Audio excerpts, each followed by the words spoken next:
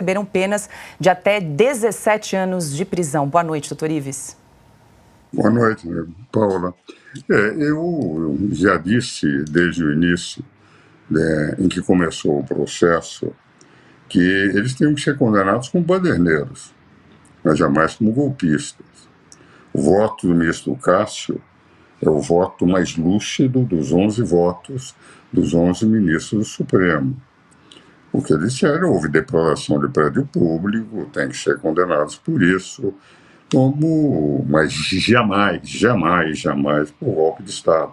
Seria, Paula, a primeira vez na história do mundo em que haveria um golpe de Estado e uma tentativa violenta de golpe de Estado, de eliminação do Estado Democrático de Direito, em que todos aqueles que se manifestaram não tinham armas.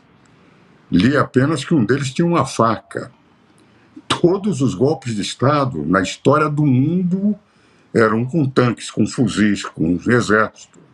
Eu dizia desde agosto, disse inclusive em reportagem na revista Oeste, escrevi no meu Instagram do próprio quarta-feira, eu fazia menção que, na verdade, podia haver no máximo, entende, condenação, e aí eu acho que teriam que ser condenados, porque houve destruição, mas também aqueles que se omitiram.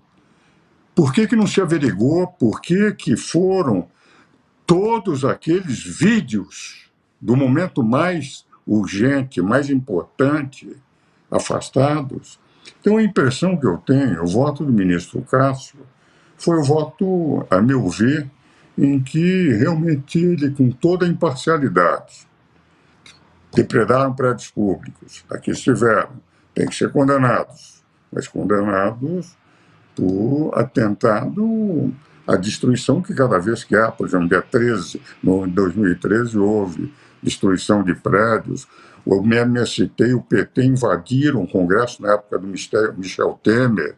Ele, inclusive, declarou estado de emergência, que eles foram considerados baderneiros, não golpistas. O que vale dizer, nunca vi golpe de Estado sem armas, sem tanques, sem fuzis, sem tiros.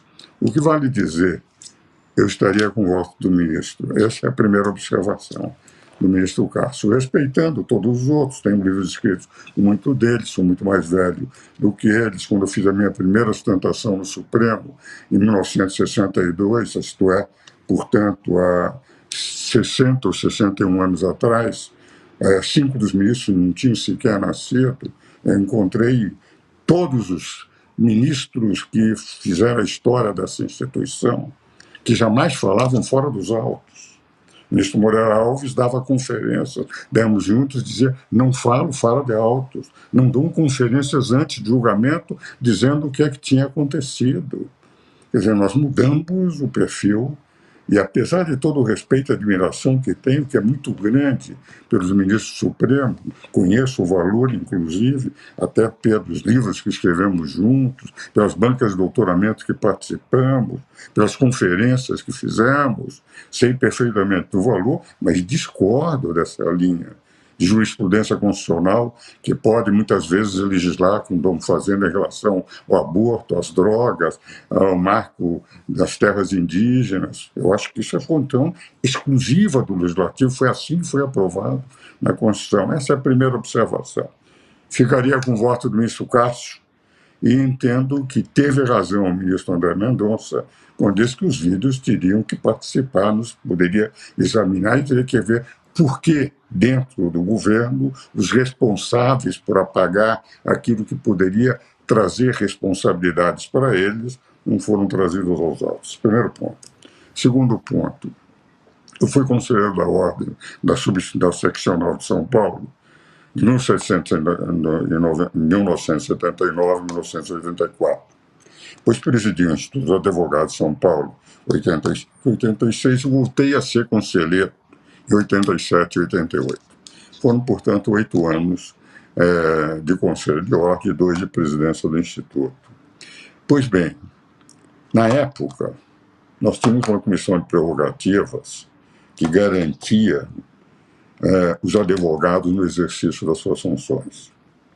O mais longe, Em 1969, o hoje meu amigo, tenho 4 livros escritos com ele, mas na época ministro da Fazenda, o mais poderoso ministro do governo militar, pediu o confisco dos meus bens e a abertura de um inquérito policial militar, um IPM.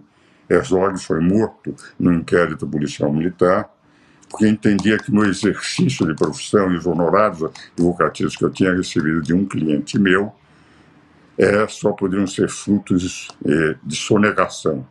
E por essa razão eu deveria ter o confisco dos meus bens e a abertura do inquérito. 2 meses depois do ato institucional número 5.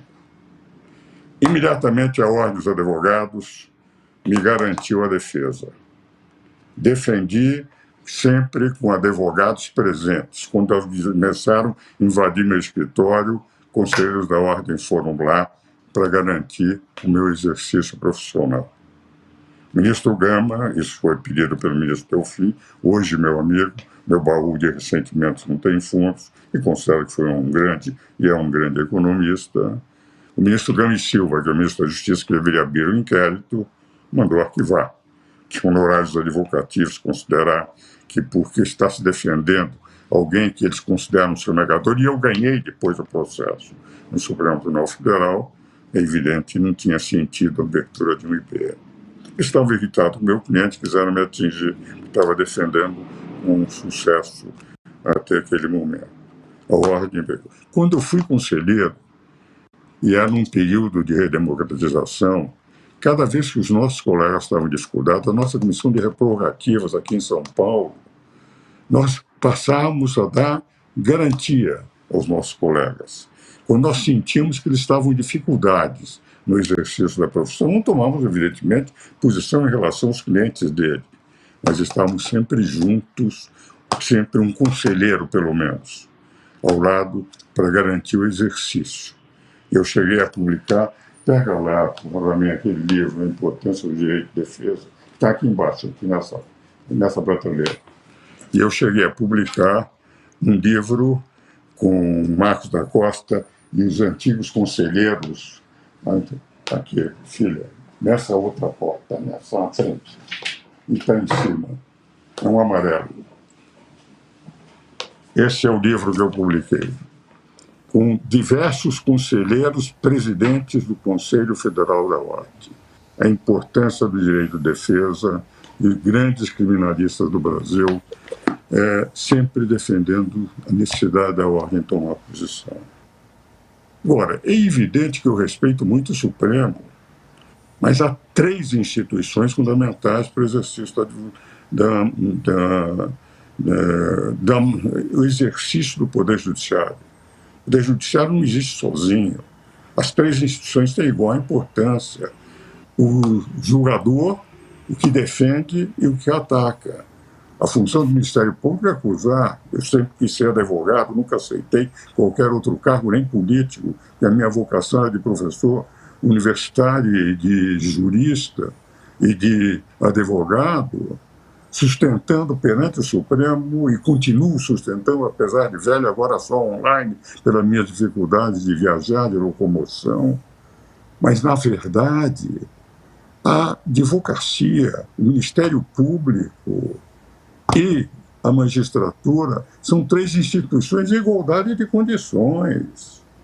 O fato dos magistrados julgarem, se um dia eles tiverem que ser acusados, serão defendidos por advogados. O Instituto de Direito de Defesa, o direito de defesa só existe nas democracias. Vou dar um exemplo. Quando eu recebi o doutoramento honoris causa da Universidade de Craiova, na Romênia, eu citei no meu discurso de recepção a figura do maior romancista do século passado, romeno, que era Virgil Georgiou. E citei um livro, 25ª Hora. E a 25ª Hora, há um momento que o personagem principal, que todos os que eram julgados pela comissão, aqueles que eram prisioneiros de guerra, sempre eram condenados, ele sugeriu, está no romance, que eles não pusessem, para não perderem tempo com os julgadores, que pusessem um gravador, o sujeito fazia a defesa, o gravador já daria a sentença. Ora, a sensação que eu tenho, a sensação de desguarnecer que os advogados tiveram, no sentido de não terem representantes da ordem para mostrar a eles que a ordem preserva o direito de defesa, eu não estou entrando no mérito, eu estou entrando no direito de defesa, me fez lembrar, porque Perfeito. nós já sabíamos perfeitamente as posições.